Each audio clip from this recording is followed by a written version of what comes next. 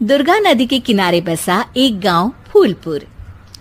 गांव में कुछ 100-150 लोग रहते थे। अंजलि, जो कि पास ही के जिले में रहती थी और 12वीं पास कर चुकी थी, उसके पिताजी ने बेटी को जल्दी विदा करने के लिए उसकी शादी फूलपुर गांव के मुकेश से करवा दी थी। मुकेश कभी स्कूल नहीं गया था और इस कारण वो पढ़ा लिखा नहीं था और बाकी गांव वालों की हालत भी मुकेश जैसी ही थी। मुकेश के घर में उसके माता पिता भी रहते थे।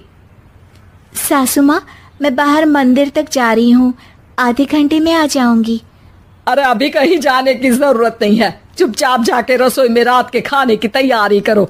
और ये घूंघट क्यों हटा लिया है तुमने? क्या पता नहीं कि इस गांव में औरतें बिना घूंघट के नहीं रहती।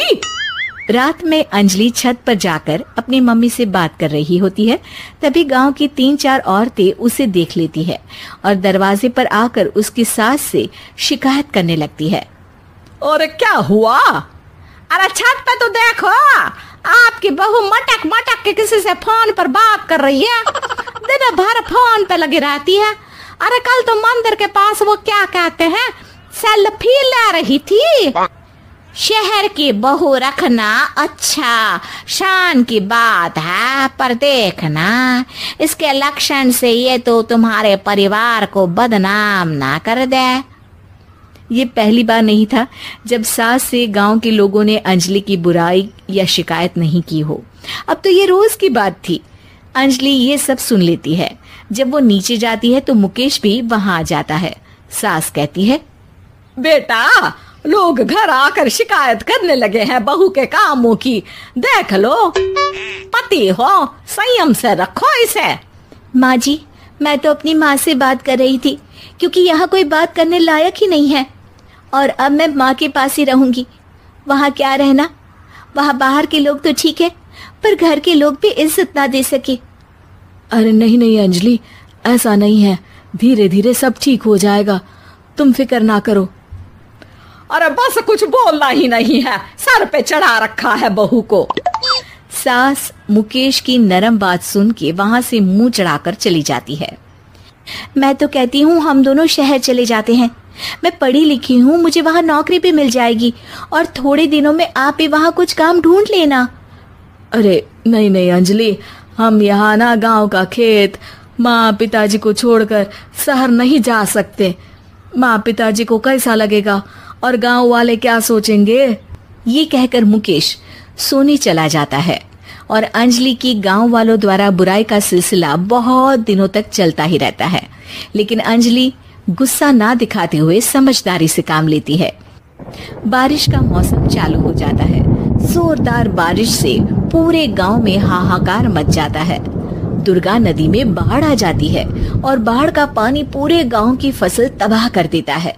फसल की ये हालत देखकर गांव वाले निराश हो जाते हैं और बात तो यहाँ तक पहुँच जाती है कि कुछ लोग तो अंजलि को इस सब का दोषी ठहरा देते हैं।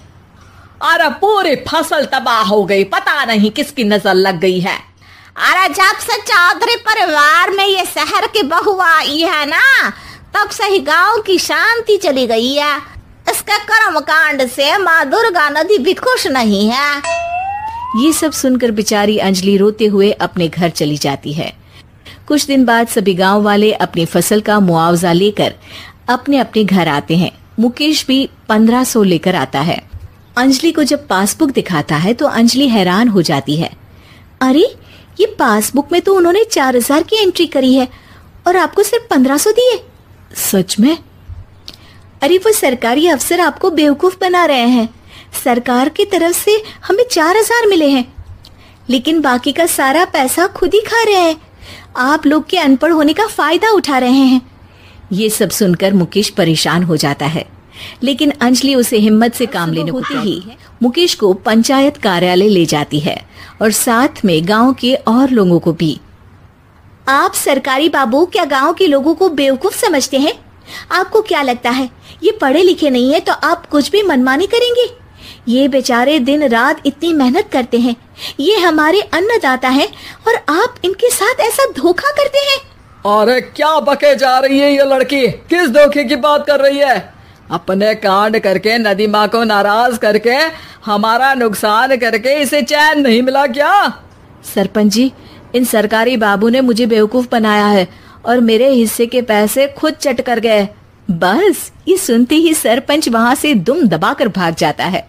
पता चलता है कि जनपद अधिकारियों ने गांव के सरपंच के साथ मिलकर सबके साथ धोखा किया है।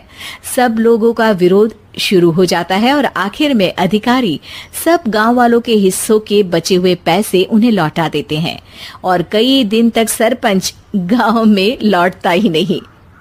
अंजलि, तुम नहीं होती तो हम गांव वालों को तो पता ही नहीं चलता कि ये हमें हर बार बेवकूफ बनाते हैं। हाँ हाँ अंजलि बेटी, हमें माफ कर दो।